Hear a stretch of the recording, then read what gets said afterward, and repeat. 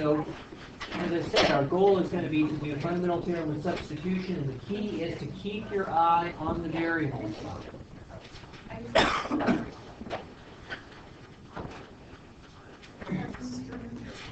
Heidi, would you close the door, please, so that it can be nice and quiet? Yes, sir.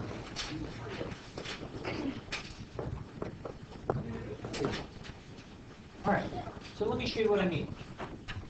Suppose we want to carry out this integral right here. Hello, Europe.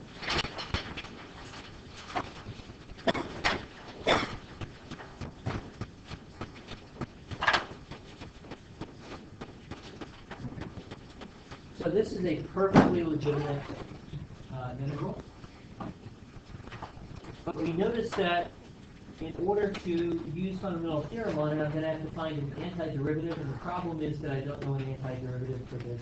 And so I think to myself, maybe I can do some substitution. Well, how would that go?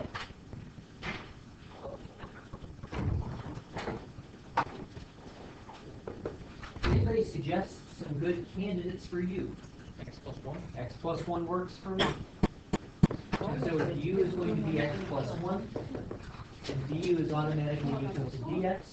And I'm now ready to go merrily substituting everything in terms of u. Well, that's fine. I can replace the square root of x plus 1 with what? The square root of u, great. And I can replace dx with what? Du. But now I come over to here to the x. What is x equal to? Well, if u is x plus 1, then x is u minus 1. There it is.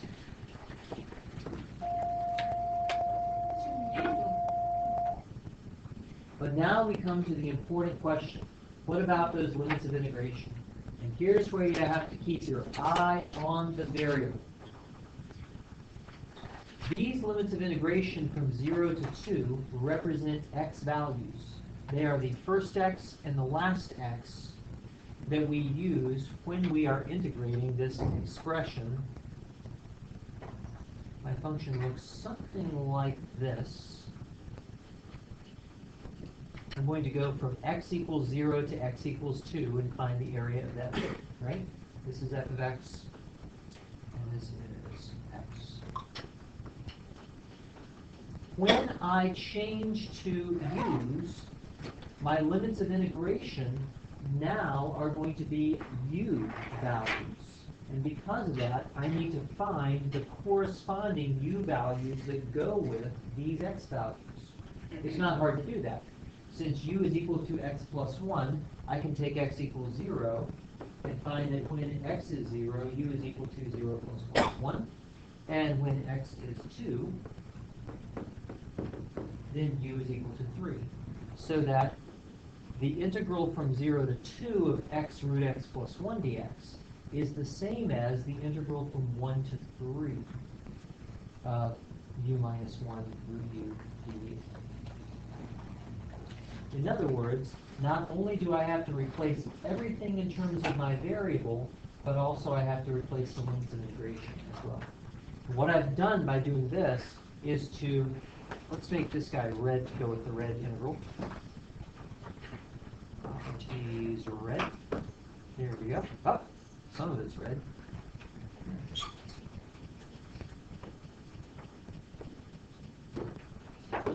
There we go.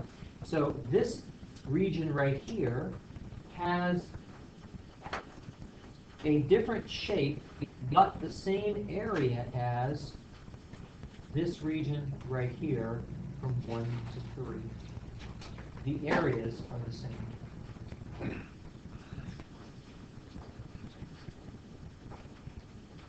Does everybody see how that worked?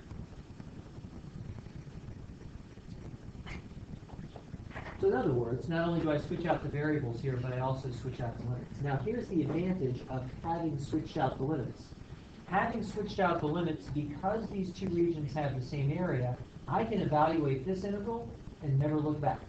I don't have to do any back substitution when I carry out these definite integrals, because I have replaced this integral is one that has the exact same value. And in fact, we can do that. We can do that. That's going to give us the integral from 1 to 3 of a little bit of algebra. U to the 3/2 minus u to the 1/2. And that's going to give us now 2/5. U to the 5/2 minus 2/3. U to the 3/2. From 1 to 3. Everybody see how I did the power rule there? And now it's a simple matter of substituting.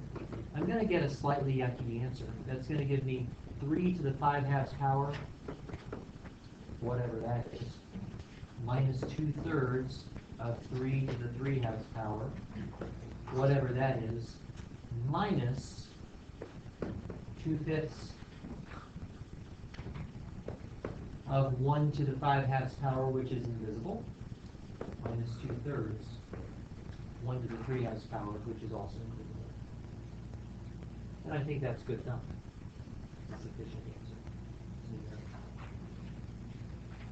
So what is the moral of the story? When you substitute, you have to substitute out your limits also. That's it. Now, if I'm doing an integration by repair, there's never a change of variable, and so there's never a change of limits. So let's contrast that with integration by repair. But before we do, are there any questions on anything? Yes? In the second row, does it say u to the 3/2 or u to the 1/2? Here? Here. That should be u to the 3/2 power, so that's what you get when you multiply u to the first times u to the times the square root of u. Add the exponents and get 3/2. So there's just a little bit of algebra action happening here, and then after that we use the power rule to integrate term to something. Is that better? So if you do substitution, in the end, if you substitute the x back, you don't need to change the...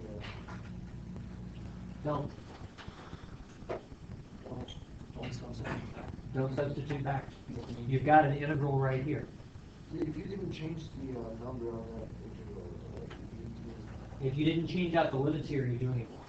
but I'm not sure we're talking about the same thing. Yes, we are.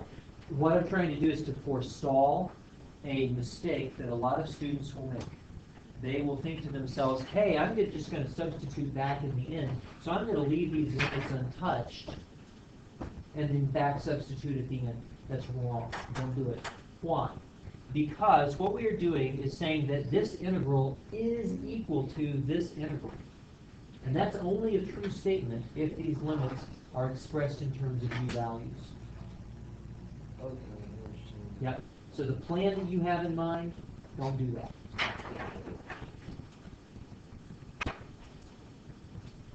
Okay. Let's compare and contrast how repair might go, because with repair, there is never a formal change in variable, and so there's never a need to change the limits of integration here. For example, suppose I wanted the integral from 0 to pi of cosine 2x dx.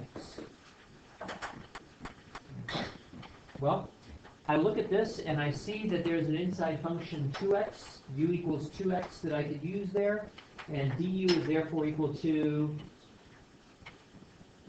if u is 2x, du is 2 dx, right? Don't forget the dx, that's part of it. And so I repair on the inside and on the outside, like so, and I immediately get 1/2 of sine 2x. Check with the derivative. And it checks. And I am going from x equals 0 to x equals pi because the original integral was from x equals 0 to x equals pi. And so this is a very straightforward 1/2 of sine 2 pi minus 1/2 of sine 0. 0 minus 0, Hey, good. Yeah, that's right. Whenever I get a 0 value for an integral, it's always interesting to me because I think, positive and negative areas must have canceled. Let's check the graph of cosine 2x and see why. The graph of cosine 2x is going to be a sinusoidal graph that has a period of pi, and would you look at that? Positive and negative areas are equal to the opposite and they cancel out. So we're happy. Yes, sir? Did you do substitution for this? Yes, and if we did substitution, watch how it goes.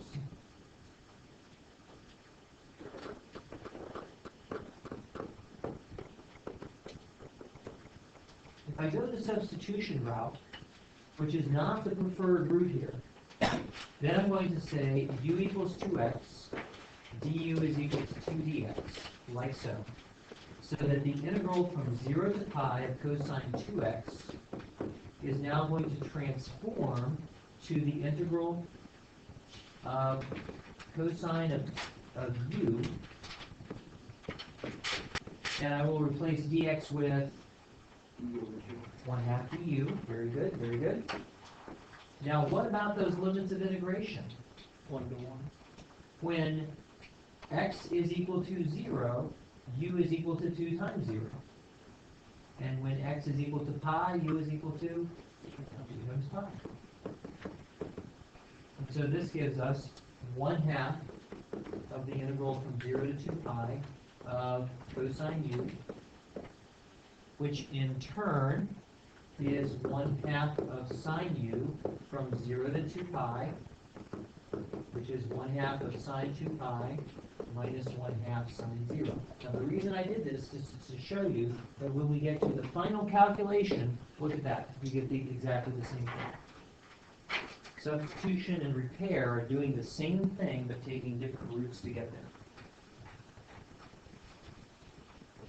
Does that make sense? Yep.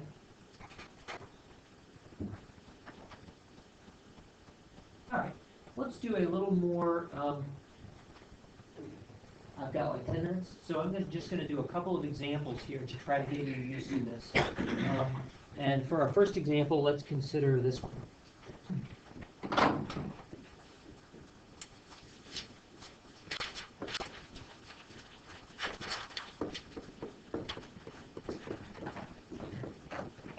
Okay.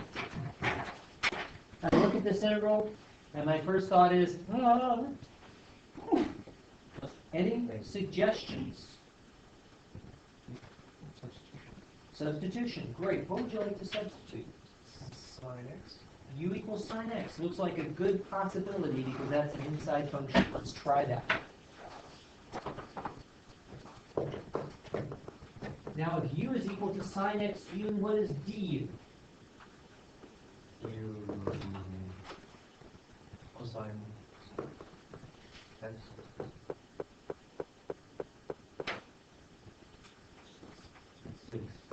Yes. A differential will always be a differential. And the reason that what we've got here is this is saying a little piece of u is equal to rate of change times a little piece of x. Okay. Now that I've got that, I'm ready to come back and do some substituting. So when I go through and substitute, what do I get? Galena. Pi over 2. Let's leave the limits for last, okay?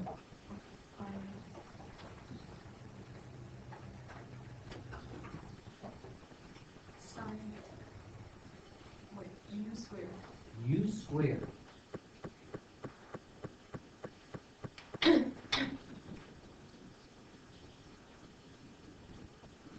That's u squared.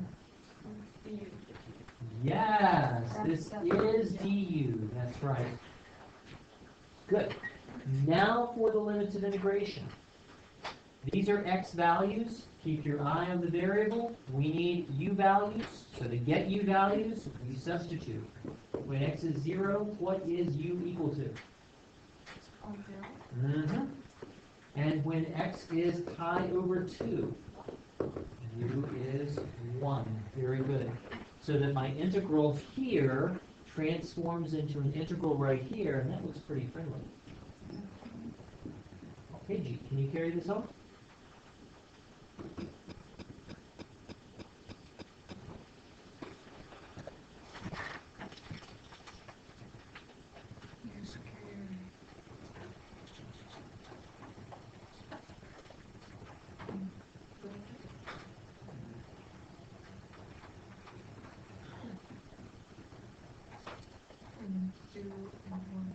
Okay? Only one thing's missing, and that is that we don't have an antiderivative. You, you, uh, you forgot that you forgot to use the fundamental theorem. So the integral from 0 to 1 of u squared is not the integrand from 0 to 1, it's the antiderivative of the integrand. So we need to write the antiderivative. That's a derivative, we need an antiderivative. Yeah. 2 over 3 u to the 3 over 2. Okay, why 3 over 2?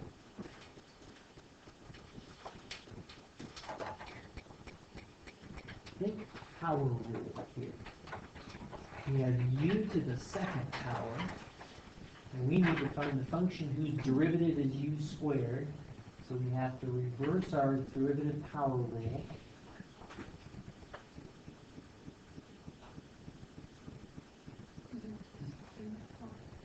Try that. U to the third. When you take the derivative of u to the third, what do you get? Do you see how checking yourself helps you figure out what you need to do? That's why we check, because it helps our brains. Okay, now I've got it, and this is an easy evaluation. What value do I get?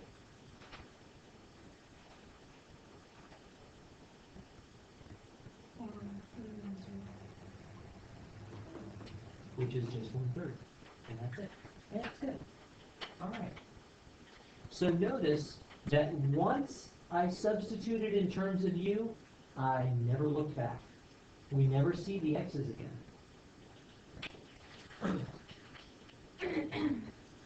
Everybody see what I'm saying? So we took this very interesting region right here, which is going to look something like this. This is our original region, and it stretches from 0 to pi over 2. And we changed it into a completely different region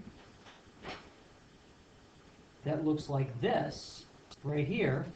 And what these two regions have in common is they have the same area. That's right. They are not the same shape, they don't have the same extent, but they do have the same area.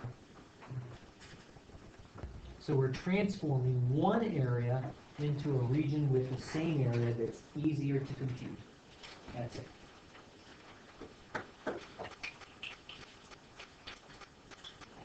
Okay. Let's do one more.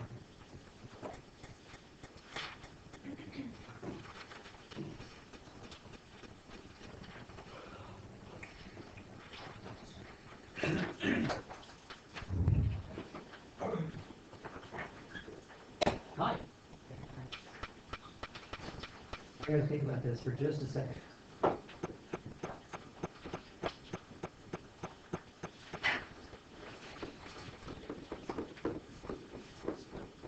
There we go. Okay. So this would represent a more challenging kind of integral because I look at this and I have to think through how I'm going to carry this out. What basic form does it remind you of? Arctan, very good. So I know that I'm going to need to head for an arctan form, but my problem is that I've got the 4 right here instead of the 1, so I'm going to need to pull off a substitution that will take care of that. Do you remember how that goes? Right, I remember that we had to identify this as 2 squared, and that allowed us or helped us to figure out the substitution we wanted to pull off. We want to let x equal 2 times u.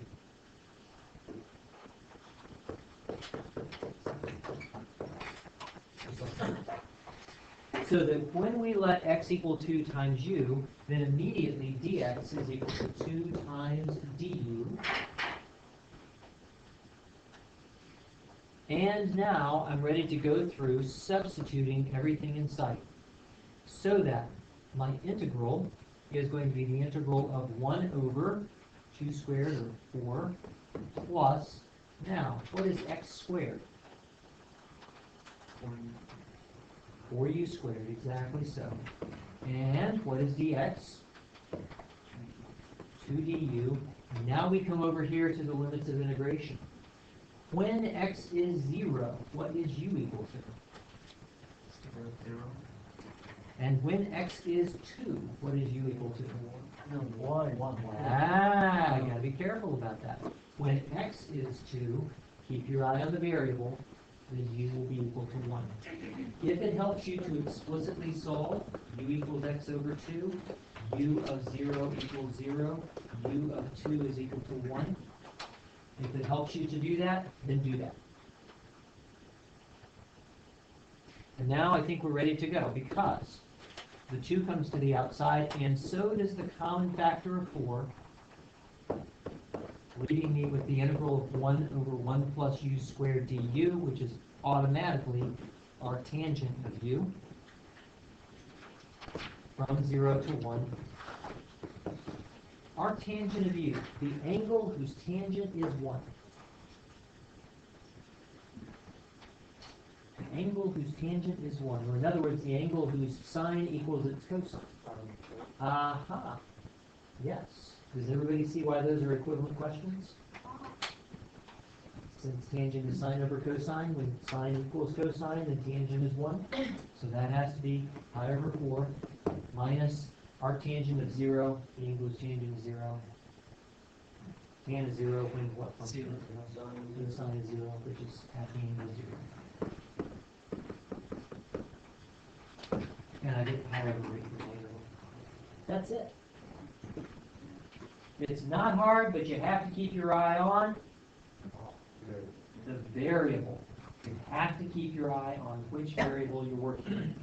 Every year, I get students who will take this integral right here, and they will just copy those limits of integration over into their substituted integral. Worse yet, I will get students that give me what I call mixed forms. They will give me an integral that has both u's and x's in the same integral. That doesn't make any sense at all. So you can't do that at all. And I have seen that on a couple of your papers, so if you've been doing that, now is a good time to not. Peter. Without saying the question, would it be possible if we did the 1 over e over 2 to ln u? Oh, so does this work out with an ln? That's a great question. Yeah. Let's try that. How would I know if this works or not?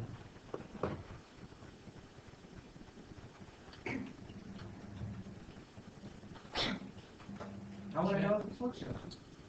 Yeah, if it has the right derivative, it's right. So let's try. So I take the derivative. And when I take the derivative, Peter, what do I get? 1 plus u. No, wait. You get 1 over 1 plus u squared times 2dx 1 plus u squared. And p to u, What is v to u? Yeah, that's which gives me, 2. yeah, that's right. Notice the factor of 2u that's missing from my arcane form. Could you repair it? You can't repair variables, and the reason for that is that repair depends upon the constant multiple rule for integrals to work. So if I had a variable repair rule, if there is no such thing, then it would have to allow me to have some property of integrals that the integral of f of x times g of x equals f of x times the integral of g of x, and that's just not true. If it were, then we would just pull f of x out of every integral and be done. Good. Any other questions?